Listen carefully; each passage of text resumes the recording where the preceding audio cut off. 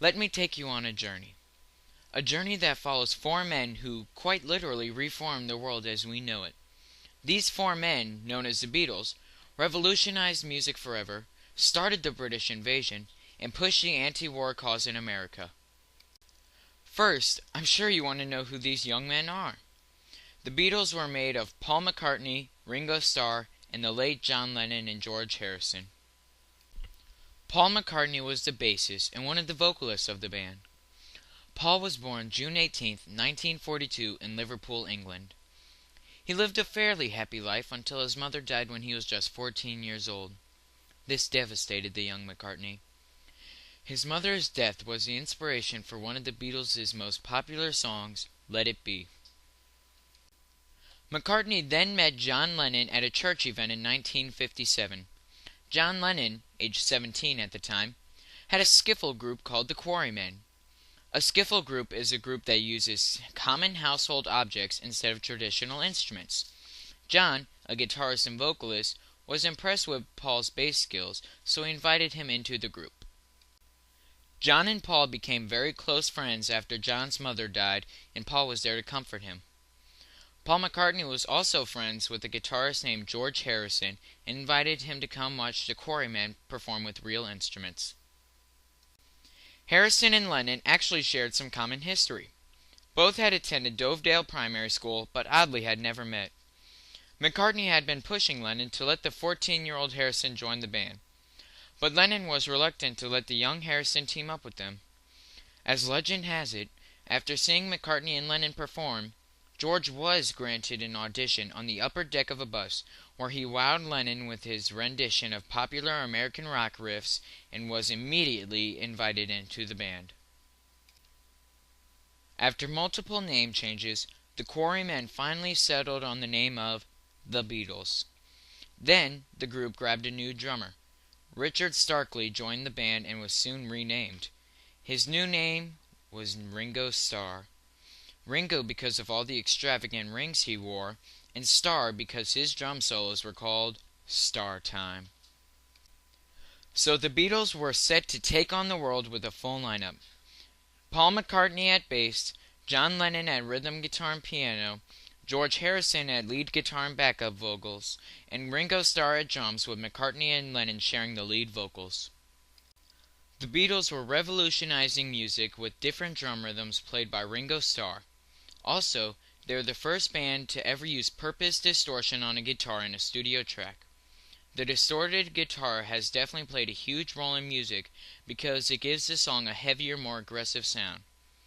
The distorted sound was found on the track Revolution.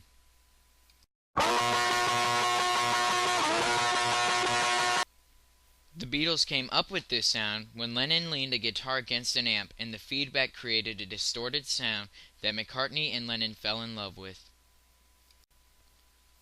They started off playing in small pubs in Liverpool until they were picked up by manager Brian Epstein.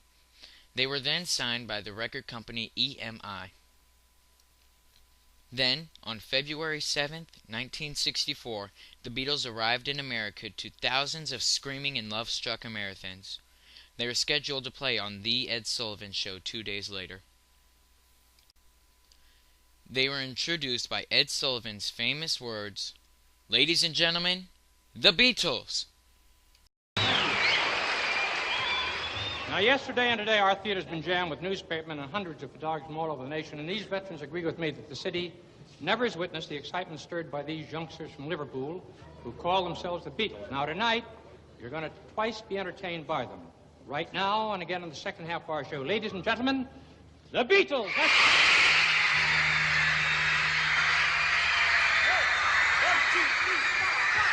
Close your eyes and I'll kiss you. Tomorrow I'll miss you. Remember, I'll always miss you. I interviewed my grandmother, who remembers watching this event on her small television, and she says she was ecstatic about the Beatles. She said that the Beatles revolutionized music instantly by playing more upbeat songs. This performance caused a reaction by the public craving more British rock bands. So all sorts of British rock bands flew across the Atlantic Ocean to please the public. Bands such as the Rolling Stones, the Kinks, the Animals, the Yardbirds, and the Who, all of which have definitely made a huge impact in music, were performing all over America, reforming music with every song. The Beatles were hitting it off with their upbeat love songs that made the fans go crazy. Then, as the Vietnam War started, the Beatles started moving their music to more deep and anti-war songs. John Lennon was an extreme activist in the anti-war scene, probably more so than any of the other Beatles. One of their most famous anti-war albums is Abbey Road. I believe that the track Come Together has a lot of anti-war message in it. The chorus really makes a movement. He said, I know you, you know me. One thing I can tell you is you got to be free. Come together right now over me. These lyrics are trying to tell everyone to come together and stop fighting. John Lennon married Yoko Ono, and this marriage really put a strain on the group. The Beatles soon, sadly, broke up December 31st, 1970, over personal issues within the group. There was never much love between the members after the breakup. Any remembrance of the other members put them in a sour mood. Even hearing a song written by the other would make them angry. John Lennon is shown here on a live televised interview talking about Paul McCartney and one of his songs in a sour way. We're trying to figure out what it is I forgot that I wanted to ask you earlier. I just want to thank you for playing Paul's tunes to me. It's very nice of you. Wonderful, thank you. I always get it. I sat in a restaurant in Spain and the violinist insisted on playing Yesterday right in my ear. And then he asked me to sign the violin and I didn't know what to say. I was saying, well, actually, okay, and I signed it, and Yoko signed it, and one day he's going to find out that Paul wrote it. Even though the Beatles don't like each other much, and they no longer play, most of the world still loves each and every one of them. The death of John Lennon on December 8, 1980, was so shocking that the news interrupted a football game that was down to the wire to announce the news. Remaining, John Smith is on the line, and I don't care what's on the line, Howard. You have got to say what we know in the booth. Yes, we have to say it. Remember, this is just a football game, no matter who wins or loses. An unspeakable tragedy confirmed to us by ABC News in New York City. John Lennon, outside of his apartment building on the west side of New York City, the most famous perhaps of all of the Beatles, shot twice in the back, rushed to Roosevelt Hospital, dead on arrival. Even Mick Jagger, lead singer of the Rolling Stones, said, when inducting them into the Hall of Fame, that the Beatles had given the Stones their big break by writing a song for them. Later on, they gave us our first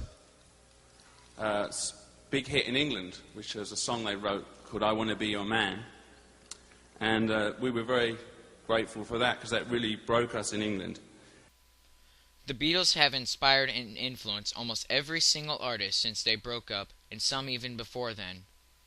The Beatles also showed a generation how to stand up for themselves during the protests of the Vietnam War. All in all, the Beatles have reformed and revolutionized music, culture, and life itself. Without the Beatles, our world would not be the same. Thank you, and goodbye. Say you want a revolution.